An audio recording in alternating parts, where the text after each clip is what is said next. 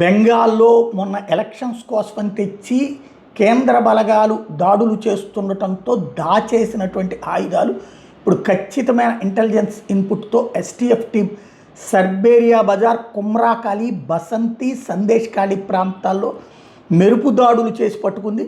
దాచిపెట్టిన అక్రమ తుపాకులు, మందుగుండు సామాగ్రి భారీగా స్వాధీనం చేసుకుంది. ఏవైతే ఇప్పుడు ఇదిగో చూడండి, చెరువుల్లో కూడా దాచేశారనమాట వీటన్నిటినీ కూడా ఆయుధాలు పెద్ద ఎత్తున. అంటే వీటితో గతంలో ఇలా హింసాకాండ ద్వారానే గెలిచారు.